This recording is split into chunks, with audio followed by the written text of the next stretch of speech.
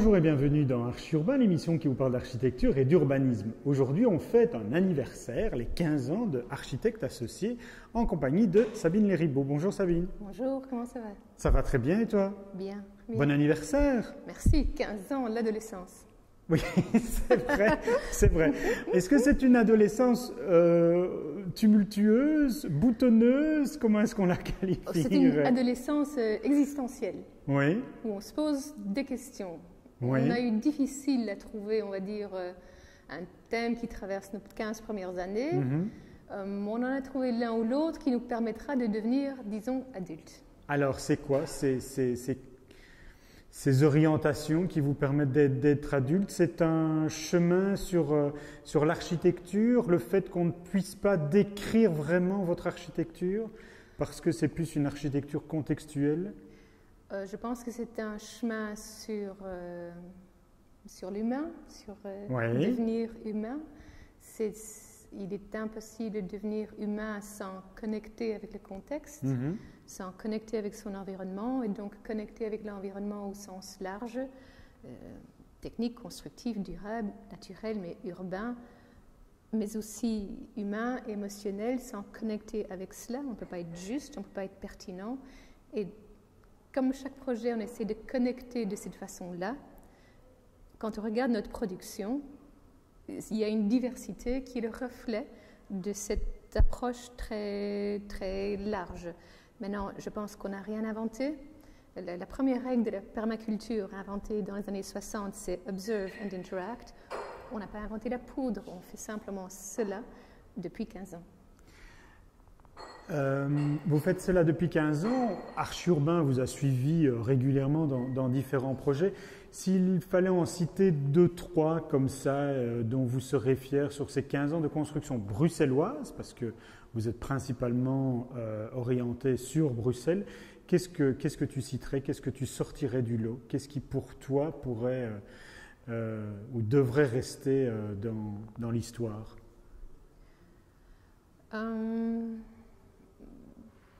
Peut-être des projets qui ne sont pas des plus connus. Botanique, qui se trouve à côté du parc botanique. Oui, je pense que d'ailleurs c'est la toute première émission qu'on a fait ensemble avec Archi-Urbain. C'est un immeuble de bureau fait en même temps que le Théâtre National, avec le quart du tiers du budget du Théâtre National. Oui. Avec un client qui ne voulait pas entendre parler d'architecture et encore moins d'humanité au départ. Et avec qui, pour finir, on a bien connecté pour sortir un projet, je pense, très, très urbain, très connecté avec son contexte. Je citerai Ernotte, qui est vraiment la réflexion, qui exprime une intégration paysagère, se tapir au sol, être discret, être humble, être accueillant, pas imposant. Et pour une population qui vient habiter dans des logements sociaux, cet accueil humble était, on pensait, quelque chose d'important. Donc Ernotte exprime, le bâti exprime cette envie de dialogue peu imposant. Et puis je citerai quand même Greenpeace, qui est pour nous un aboutissement au niveau de cette réflexion sur l'humain, sur l'importance de l'émotionnel, qu'on essaie de capter de façon juste, de façon pertinente. Alors Greenpeace, c'est le bâtiment où nous sommes et on voit à travers la fenêtre que ça y est, un projet annexe à vous, donc c'est-à-dire que le projet s'appelle Tivoli au global, est en chantier pour l'instant.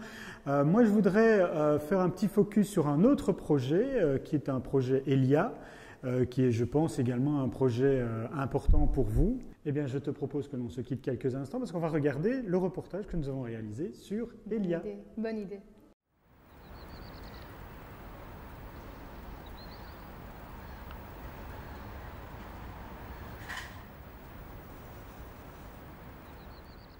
Elia a organisé un concours restreint pour leur site. Ils nous ont demandé de participer en se basant sur notre référence Aéropolis. Et on a été sélectionné début 2010 et puis après ils ont demandé si on pouvait faire le projet directement en passif. On a dû réfléchir quelques jours avec les ingénieurs, donc le bureau Arcadis, et on a donc finalement confirmé qu'on pouvait faire dans le même budget un bureau passif. Pour moi, les difficultés du projet étaient surtout urbaines. le terrain, avant que le bâtiment arrive, était entre un incinérateur, un pont Van Praat tout le temps embouché, un canal avec le brick, ok, magnifique, mais une vue arrière vers la Seine et une série de bâtiments, je pense, de Bruxelles Propreté. Donc, ce qui était important pour nous, c'est de créer une séquence urbaine sur ce quai Monnoyer, valorisant l'ensemble du site. Dessiner un bâtiment, ce n'est pas que dessiner un bâtiment, mais c'est essayer d'avoir un impact positif avec notre bâtiment sur l'environnement bâti pris au sens large. Ce n'est pas juste un point, c'est un point dans un contexte.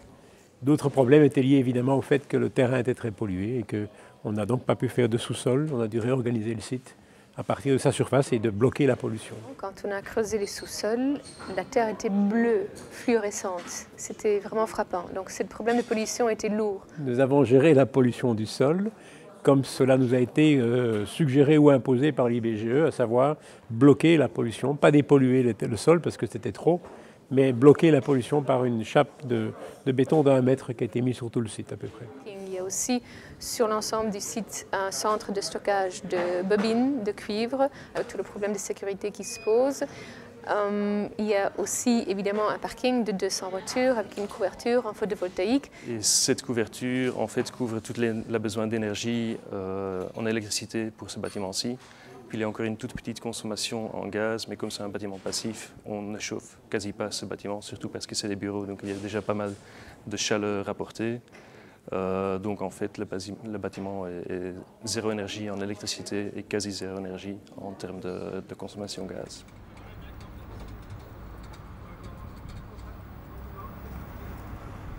La structure du bâtiment, elle est réduite au simple, au strict nécessaire pour pouvoir porter de façade à façade en béton pour profiter de l'inertie thermique.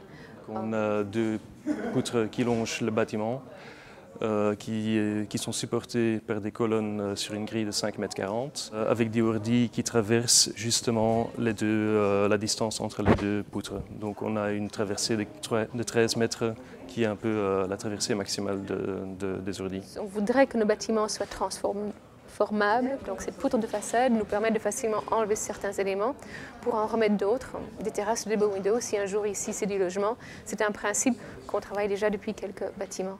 Puis après, on a ajouté des façades qui sont préfabriquées en atelier. Donc ça, c'est des façades relativement légères qui font 5,40 m de large de nouveau, donc qui portent entre les colonnes, et qui font un étage de hauteur et qui font 3,60 m de haut. On a un paquet d'isolants passifs, donc ça veut dire qu'on a 27 cm d'isolant laine de roche qui est dedans. Et puis, on a, côté extérieur, ajouté un panneau en aluminium anodisé. Un aluminium anodisé, ça veut dire que c'est un matériau qui est métallique, qui est donc durable dans le temps, mais qui coûte quand même moins en énergie que, par exemple, un acier qui est thermolaqué, etc., qui est moins facile à recycler. Maintenant, la grande façade sud, il y a la problématique justement de l'arrivée du soleil rasant. Donc on a imaginé des ailettes verticales qui empêchent ce soleil rasant de rentrer en début de journée et en fin de journée, réduisant le temps que les occupants passent derrière des stores fermés. Parce que ça, c'est quand même quelque chose qu'on a entendu souvent sur Aéropolis. Être derrière des stores fermés toute la journée quand il fait soleil, ce n'est pas très marrant. Et en même temps aussi ajouter une certaine identité au bâtiment. Mais donc ce n'est pas d'abord l'identité, c'est venu plutôt suivant la logique d'offrir un meilleur bien-être à l'occupant. Il faut savoir que ce bâtiment-ci est à peu près 45% vitré et 60% de surface pleine. On arrive très vite à un bunker, donc traiter le rythme, la variation sur la façade, la luminosité, les ombres portées sur la façade est quelque chose d'essentiel.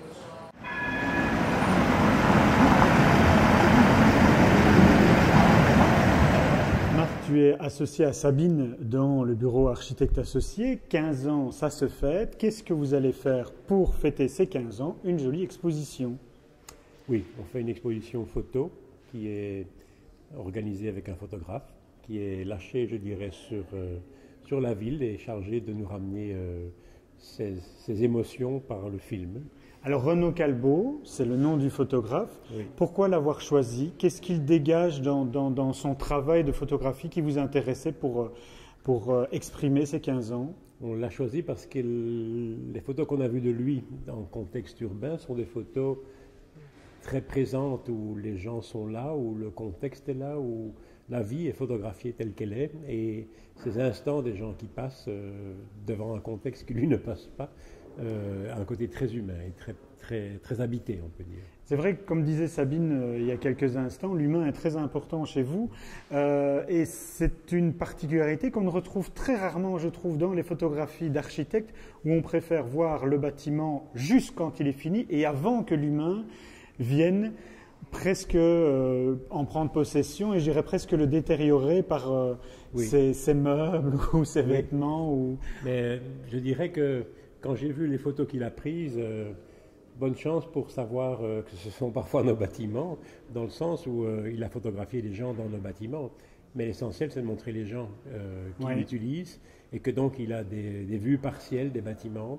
On ne sait pas toujours qui sont là et finalement, ça correspond assez bien au rôle qu'on voudrait, c'est offrir un service de vie dans lequel les gens peuvent évoluer. Et l'important, ce n'est pas une photo 4 façades de notre bâtiment sans âme. Voilà, ça ne nous intéresse pas beaucoup. Marc, encore un très très bon anniversaire.